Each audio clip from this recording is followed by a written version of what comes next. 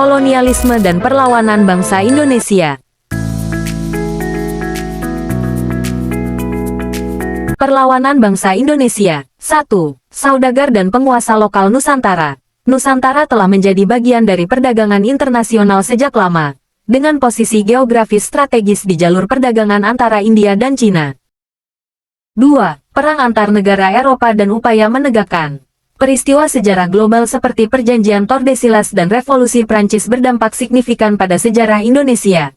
Portugis menguasai Maluku, namun kemudian digantikan oleh VOC.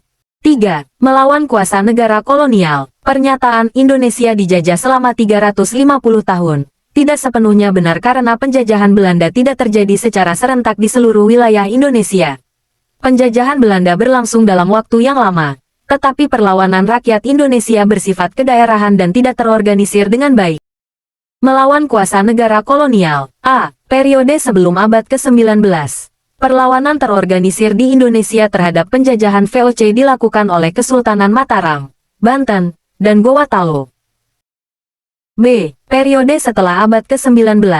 Rakyat Indonesia melakukan perlawanan terhadap penjajahan Belanda di berbagai wilayah, seperti Maluku Kapitan Patimura dan Marta Christina Tiahau, Jawa Pangeran Diponegoro, Sumatera Sultan Mahmud Badarudin, Tuanku Imam Bonjol, Raja Sisingamangaraja ke-12, Bali I Gusti Ketut Jelantik, Kalimantan Pangeran Antasari.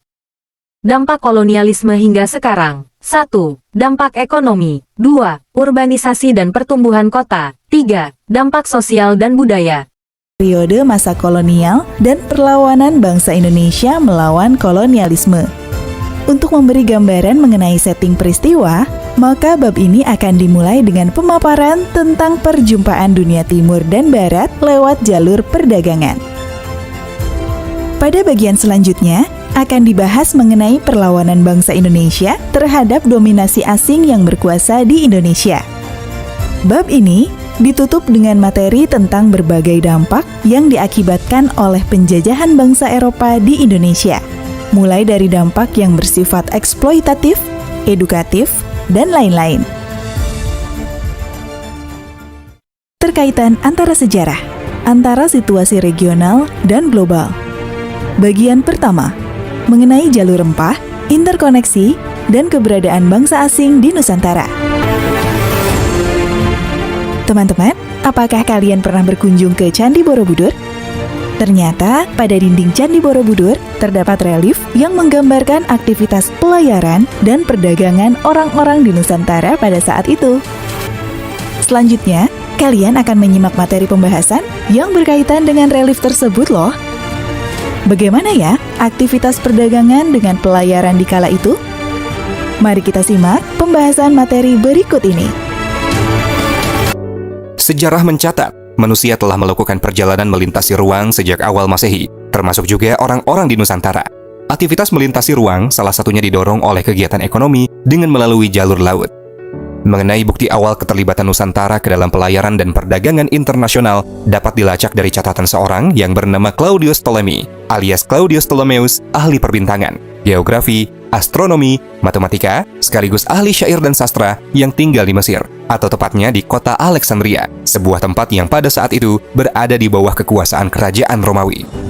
Ptolemeus menulis Guide to Geography, sebuah peta kuno yang ditulis pada abad 1. Tercantum di dalamnya nama sebuah kota yang bernama Barus. Barus menjadi kota pelabuhan kuno yang sangat penting di Sumatera dan dunia.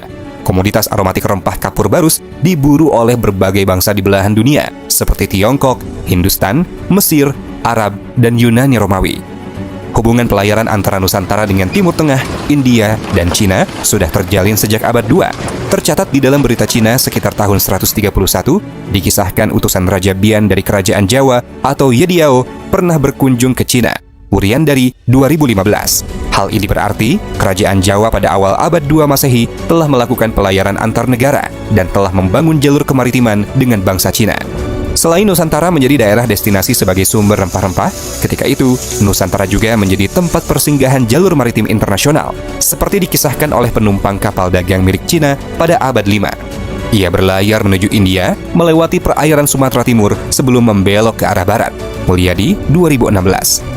Ibnu Battuta, seorang penjelajah dan intelektual muslim asal Maroko, pernah mengunjungi pantai timur Sumatera pada 1345 sebelum bertolak menuju Cina.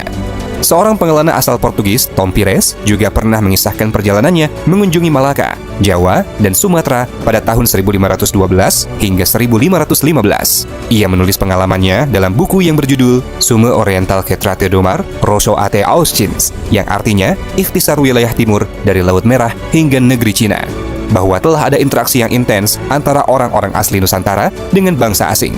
Pelayaran internasional lintas benua telah berlangsung dan berkembang lama. Rempah dibawa oleh nenek moyang kita melintasi batas wilayah nasional, regional, bahkan global.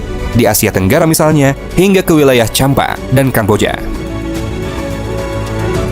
Untuk audio bagian berikutnya, kalian masih menyimak materi pada subbab A, topik bagian kedua yang akan membahas mengenai penguasaan Konstantinopel oleh Turki Utsmani dan pelayaran dunia. Sampai jumpa pada materi berikutnya ya.